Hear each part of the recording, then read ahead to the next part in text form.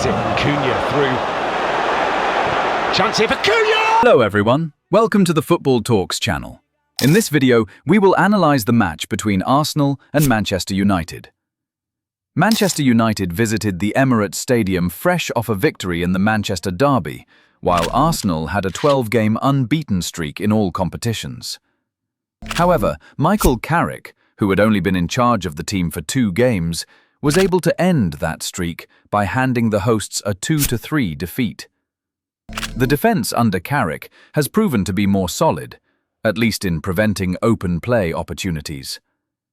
Carrick has also successfully restored the players' mental toughness, which had been a problem. Eric has also slowly begun to build the Red Devils' identity in a short period of time. Carrick transformed Patrick Dorgu into a defensive winger who is disciplined in defence and sharp in attack, as evidenced by his beautiful goal. Carrick is also adept at spotting talent. His decision to bring on Cunha was spot on, as he made a positive impact with his goal. Michael Carrick has restored balance to United, bringing the players back to their best form. So, what can we learn from a tactical perspective in the Arsenal versus Manchester United game? Let's discuss it together. First, Arteta's Arsenal are elite at controlling build-up. The biggest advantage of this is forcing the opposing team to retreat to their own defensive area. This leads to slowly disheartening the opposition press. Arteta only had 1 game with Michael Carrick's Manchester United to assess their pressing structure. Carrick played simply and mostly followed last Sunday's game plan. You see the same 4-4-2 formation from Carrick. The attacking duo of Mbeumo and Bruno press the centre-backs, while blocking the passing lanes to Zubimendi. Rice comes in next to Zubimendi in the number 6 position, pulling Casemiro forward. Ødegaard drew Mainoo to the side of the field, making him hesitate whether to press or defend. Timber maximised Dorgu's jumping distance to put pressure on the ball. This gave Arsenal extra time to play through the opposition's pressure. Arsenal's goal was to open up space in the middle of the field. That is the area every team wants to dominate. Control the middle, control the game. Arteta's idea. The wing-back is an integral part of control in modern play. These elements are crucial for build-up and control. Nketiah's position in the first half, and how Arteta utilised him, allowed Arsenal to control possession, putting United under pressure. Nketiah moved into the half space, then joined the backline as Arsenal advanced. Trossard moved to the outside, drawing Dalot and forcing Amad to defend against Nketiah at right-back. For Arsenal's first goal, the domino effect of continuously pressing Mbeumo and Amad led to this situation. Nketiah positioned himself behind them in the half space. He received the ball, then entered that empty space. Arteta choreographed this. Arsenal are an elite team in building attacks and consistently pressuring the opposition. Nketiah executed it brilliantly. Credit where it's due, United remained focused on their tasks, faced difficulties at times, and managed to overcome those challenging moments. Lamens found Mainoo around the 20th minute, giving United a foothold. Under Amorim's leadership, Lamens' long ball strategy was deliberate. Carrick wanted variety, and every team should want it too. This made the process of building attacks less predictable and harder to press. United had the advantage. Mainoo asked for the ball, but Lamens opted for a long pass. Now you can understand why he made the long throw. In the first 10 minutes at the Emirates, he didn't want to give Arsenal any more chances. United had to build attacks and control the game. The game changed in the 21st minute in exactly the same scenario. This time Lamens found Mainoo. This resulted in possession for a certain period, allowing United to breathe a sigh of relief and relax in the game.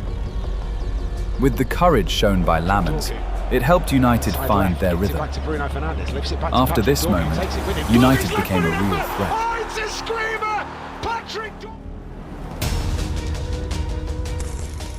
Bruno Fernandes's position caused problems for Arsenal throughout the match. As in the game against City, he operated in a false 9 role. He occupied Saliba while positioning himself just behind Zubimendi. This tempted Saliba to come out without being close enough for Zubimendi to catch him. Why is this important? If Saliba passed the ball to Bruno, it would open up a clear running lane for Mbeumo to get in behind through his favorite left side. Bruno continued to shadow Zubimendi. Arsenal played aggressively and liked to attack, but that instinct kept Bruno free in the middle of the field. You can see it from the start. Bruno positions himself directly behind Zubimendi, luring Saliba to jump. From there, when receiving the ball, he can turn, look up, and pick out a running player as he did against City. That position caused problems for Arsenal all afternoon. Once again, he tormented Zubimendi in these areas. He positioned himself directly behind him so Zubimendi couldn't see him. Saliba's reluctance to jump only widened the gap. Bruno gave United a clear path and a repeatable pattern to break through Arsenal's defence. Martinez kept finding Bruno with those through balls. He dictated from the LCB. Arsenal's pressure was very difficult to break through, but you need quality and courage to make those passes. Martinez has both, and he continued to do so throughout the game. For Dorgu's goal, Bruno made the perfect combination at that point. Saliba's reluctance to jump created a widening gap between him and Bruno. That space opened everything up and led to Patrick Dorgu's incredible attack. Side left, gets it back to Bruno Fernandes, lifts it back to Patrick Dorgu, takes it with him. Dorgu's left-footed up for... Oh, it's a screamer! Patrick...